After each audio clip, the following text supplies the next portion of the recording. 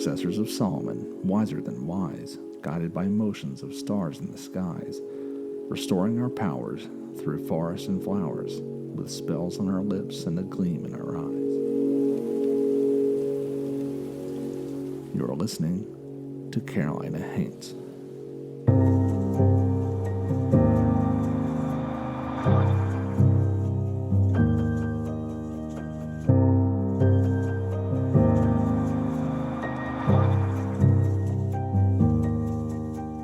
Welcome, dear listeners, to the Carolina Haints podcast, brought to you by Wreak Havoc Productions and A Darker World. I'm your host, Dan Sellers.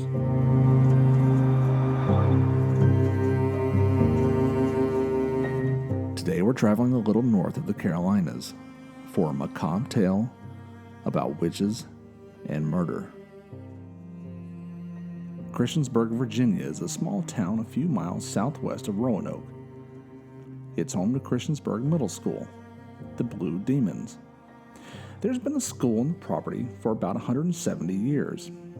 It began as Montgomery Collegiate Institute in 1852, opening in an old Presbyterian church.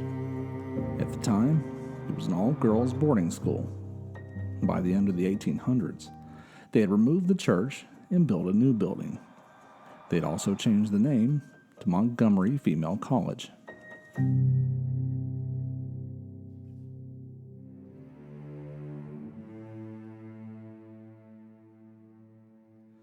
In 1903, Mrs. Pollock, the school's longtime principal, found that her health had declined to the point where she could no longer conduct her duties at the school.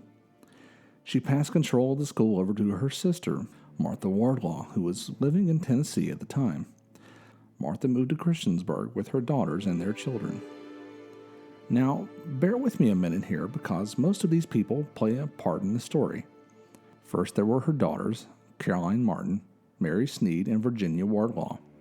Virginia had a background in academia, being president of Soule College in Murfreesboro, Tennessee. So Martha appointed Virginia the new principal of Montgomery Female College. Caroline Martin was in charge of the school's administrative duties. Mary Sneed had 3 sons. John and Fletcher lived with the rest of the family in Tennessee, and Albert, who lived on a ranch in Colorado. And Caroline Martin had a daughter, Osie, who was also very beautiful. So much so, in fact, that rumors spread that she may actually be Virginia's daughter. Osie's name added to these rumors. Osie was short for Oceana, which was Virginia's middle name. Virginia was said to be very beautiful, but she was the only one of the sisters that was not married. John, Mary's son, initially declined to go with the rest of the family. He had recently married and had opted to stay in Tennessee with his new bride. But John was a teacher, and Virginia came to visit them before they all left. She asked him to reconsider. She could use him as a teacher at the new school, but still he refused. The rest of the family went on to Christiansburg, where they made quite the impression, but not necessarily a positive one. You see, the 3 sisters always wore black, and not just black garments, but funeral attire, complete with veils. They were known as the Sisters in Black to the small town of Christiansburg.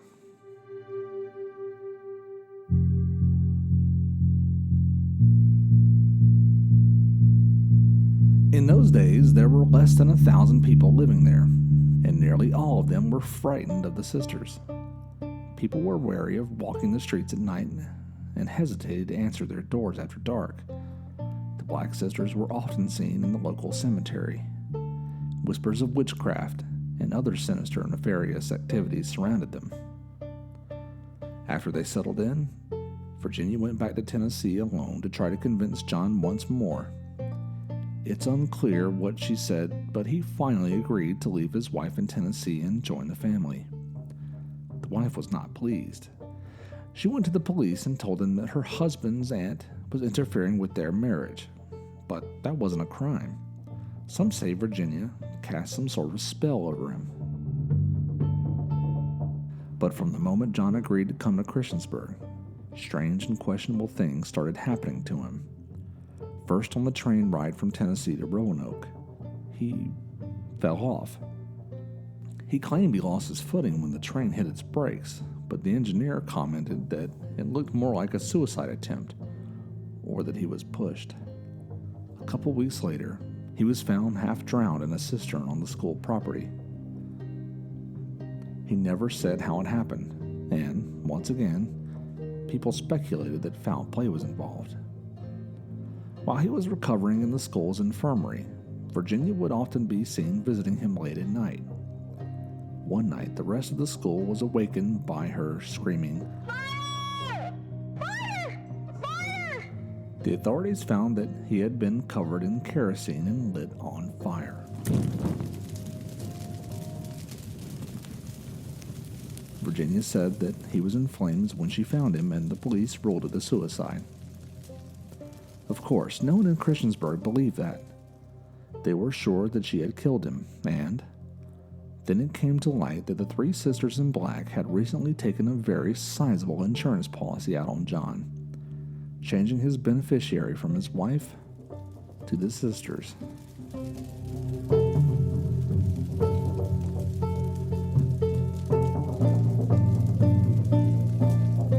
Around the time of John Sneed's death, the school began to experience some financial difficulties. No one in the area wanted to send their kids to the Black Sisters school. John's insurance settlement helped them stay open a little while longer. Now, remember Martha Warlaw's other grandkids?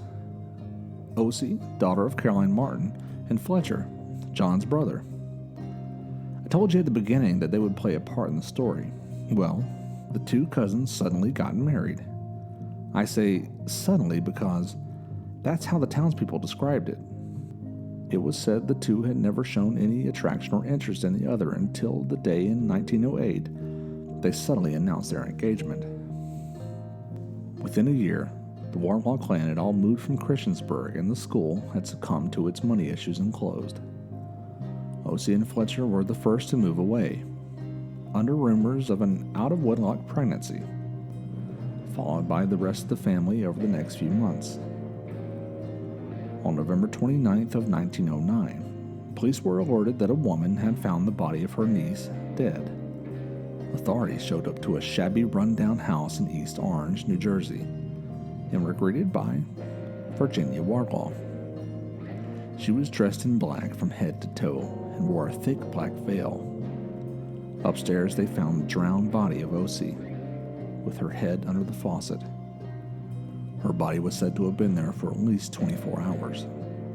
A suicide note was found with her clothes nearby. It read, "Last year my daughter died. Other near and dear kindred too have gone to heaven. I long to go there too. I have been ill and weak a very long time, and death will be a blessed relief to me in my suffering. When you read this, I will have committed suicide. My sorrow and pain in this world are greater than I endure."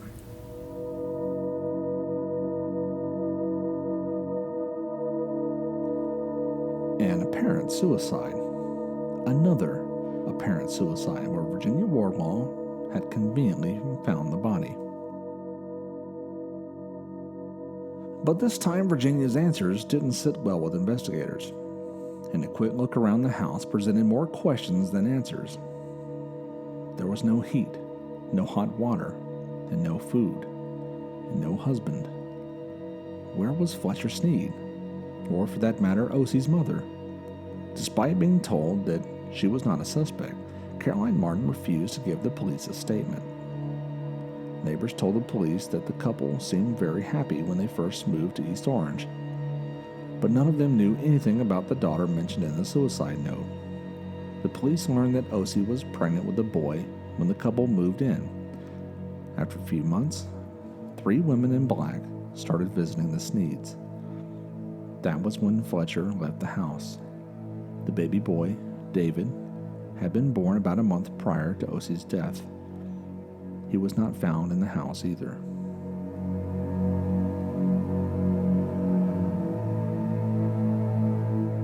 David had been delivered about a month before her death and taken away from her within a week of being born. David was placed in a hospital due to extreme malnutrition. Afterward, he was placed in an orphanage and died when he was just 9 months old.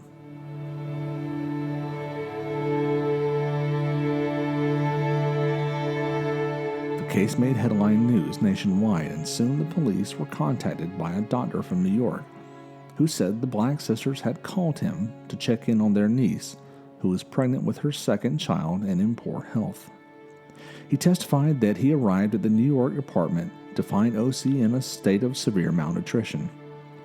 He also noted that the sisters kept her drugged with morphine to make her more compliant. He prescribed some medicine, but informed the sisters there really wasn't anything wrong with the young woman. She just needed to eat.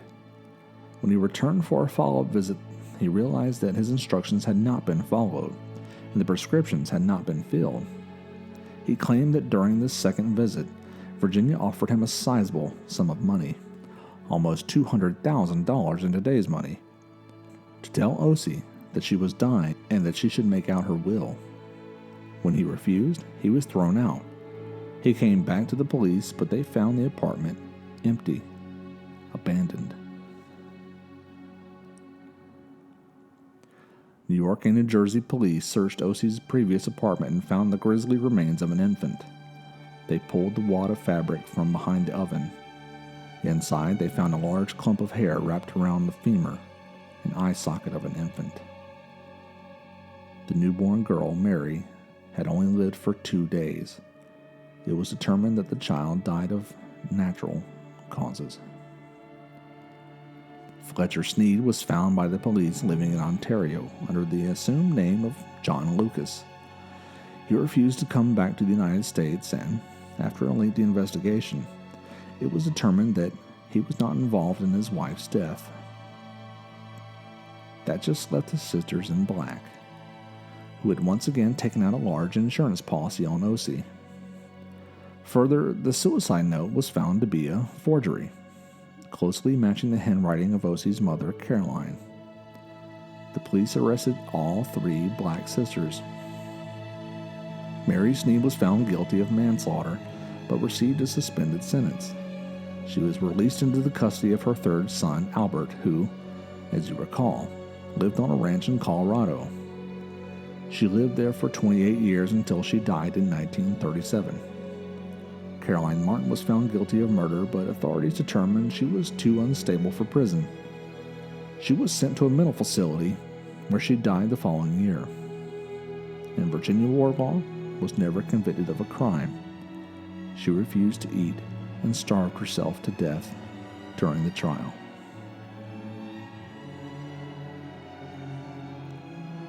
Authorities also suspected the sisters in the death of Caroline's husband and 7-year-old son. Her husband had died of poisoning, which was previously thought to be accidental, and her son had fallen down a flight of stairs, breaking his neck. There was not enough evidence to pin these deaths on the black sisters. Through the years, the sisters cashed out on insurance claims for at least half a dozen of their so-called loved ones, totaling what would be today's equivalent of about $3 million.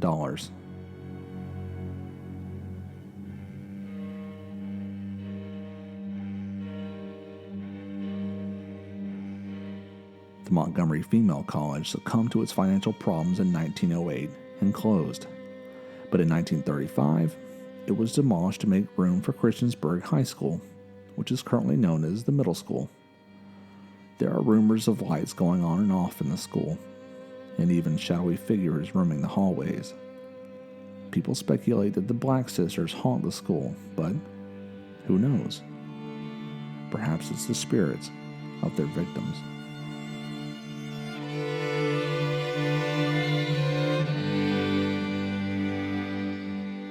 To learn more about this story, check out montgomerymuseum.com, uncommonwealth.virginiamemory.com, collegiatetimes.com, and newsbreak.com.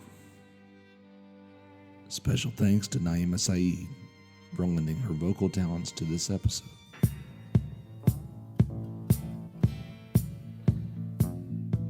This episode was researched and written by Jeffrey Cochran and was produced and hosted by me, Dan Sellers.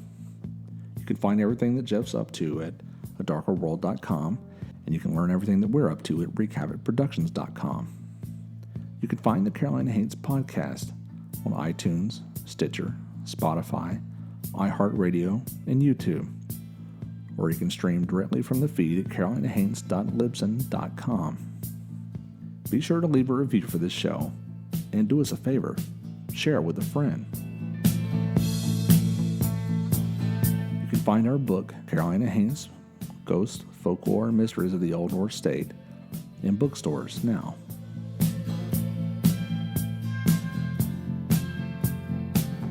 Be sure to like the official Facebook page at facebook.com/Carolina Haints. I'm on Instagram at Wreak Havoc Productions, and I'm on Twitter at Hank vs. the Undead. To keep up with everything we're up to, including our new films like Seer of Souls, be sure to sign up for our quarterly newsletter, Wreak Havoc All Access. You can learn more about how to support Seer of Souls at our fundraising campaign on Indiegogo. And as always, you can reach me directly via email at wreakhavocproductions@gmail.com. We'll be back in 2 weeks with a new episode. Tune in then to hear more about the things that go bump in the night.